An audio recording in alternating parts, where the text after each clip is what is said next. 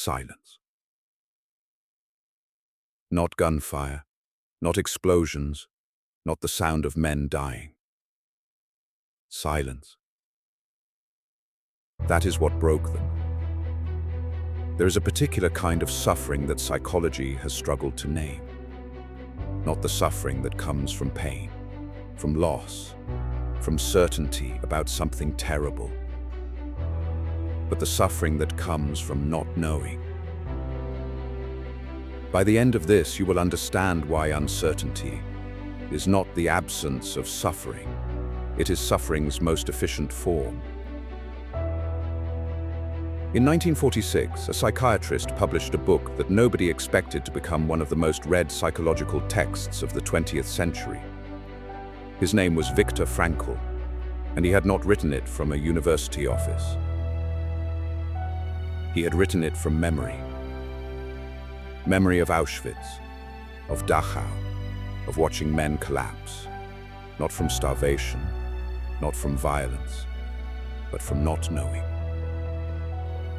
Frankl identified something he called the existential vacuum, the state a mind enters when it has no framework for what comes next. No prediction it can trust, no structure to brace against.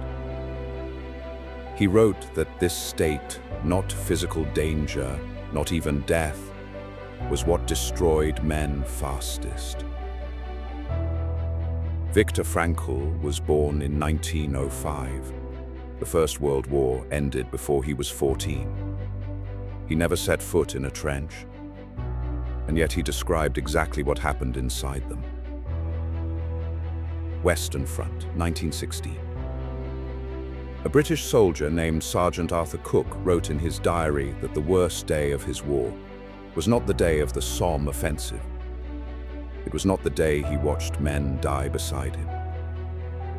It was a Tuesday in October when the guns stopped. All of them. German guns, British guns, every gun on that section of the front. Complete silence. He wrote, "The quiet was so complete it felt like something pressing down. The men stopped speaking. We all listened, for hours, for nothing." Here is what the history books tell you about the trenches. Mud, shell shock, futile charges across no man's land. What they do not tell you is that the most sophisticated psychological weapon ever deployed against a human mind did not involve a single bullet. Both sides discovered it almost simultaneously. That the human brain, under sustained threat, does not fear what it can see. It fears what it cannot. And one side decided to use that, deliberately, systematically, as a weapon. Artillery had a sound signature. Experienced soldiers could identify the caliber of an incoming shell from its sound alone. They knew how long before it landed, which part of the trench to move to. The noise was terrifying, but terror with information is manageable. Psychologists call this threat habituation. The brain, faced with a consistent pattern, begins to register it as background. Not safe, never safe, but known. Veterans describe the shelling the way someone might describe traffic noise outside a city apartment. You hear it. You never stop hearing it, but it does not consume you, the way it did on the first day. The mind adapts. It builds structure around the chaos. That structure was the first thing the silence destroyed. But here is what nobody asks. Not why the shelling was terrible. That part is obvious. Why was the silence worse? Viktor Frankl survived Auschwitz. He watched men collapse, not from violence, not from starvation, but from not knowing. He spent his life trying to explain what he saw. And he wrote one sentence that explains every man in those trenches, better than any military historian ever has. An abnormal reaction to an abnormal situation is normal behavior. Read that again. These men were not broken. They were responding normally to something no human mind was ever built to face. And Frankl had arrived at that conclusion, the hard way. Frankl's central argument was this: the human mind does not run on safety, it runs on meaning. And meaning requires one thing above everything else: predictability. If you know what comes next, even if what comes next is terrible, the mind can construct a framework around it. A reason, a role, a way to endure. When predictability collapses, meaning collapses with it. And what Frankl called the existential vacuum opens. In the trenches, that vacuum opened the moment the guns stopped. The German High Command had observed something. During the rare moments when the artillery paused, behavior in the Allied trenches changed. Heads appeared above the parapet. Men moved who should have stayed still. Scouts were sent into no man's land. Not recklessness, need. The need to know, because a brain that cannot predict will do almost anything to gather information, including expose itself. Psychologists have a term for this: intolerance of uncertainty. It means exactly what it sounds like. Some minds, and under enough pressure, all minds, reach a point where not knowing becomes more unbearable than knowing something terrible. The confirmation of a worst-case scenario is easier to survive than the open question. Because the worst case can be faced, the open question cannot. The German commanders understood this intuitively. They began deploying silence the way other commanders deployed artillery. Calculated, timed, targeted at the mind rather than the body. 48 hours of complete silence, then a single shot, then silence again. Not to kill the man the shot was aimed at, to remind every man in that trench that the silence had never meant safety. It had meant waiting. Frankl wrote that in Auschwitz, the guards understood the same thing. Not the guards who used violence, the guards who withheld information. Random selections, no pattern, no predictable criteria.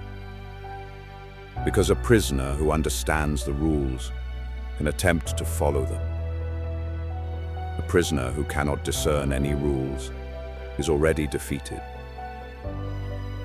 Two different settings, 30 years apart, identical mechanism. But Frankl didn't just identify the mechanism. He documented what it produces when there is no way out. And what it produces is not fear. It is something far more dangerous. Shell shock. That was what they called it. A name that pointed at the wrong thing entirely.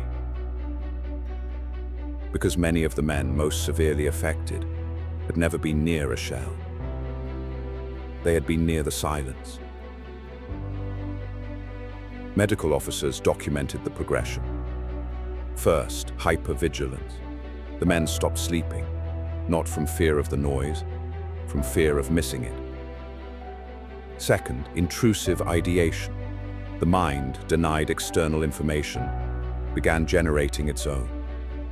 Scenarios on a loop. each one more extreme than the last, each one impossible to dismiss, because the silence confirmed nothing. Third, the collapse of time. An hour of silence felt like a day. A day felt like something with no edges. Men who had held themselves together through months of sustained bombardment unraveled inside 72 hours of quiet.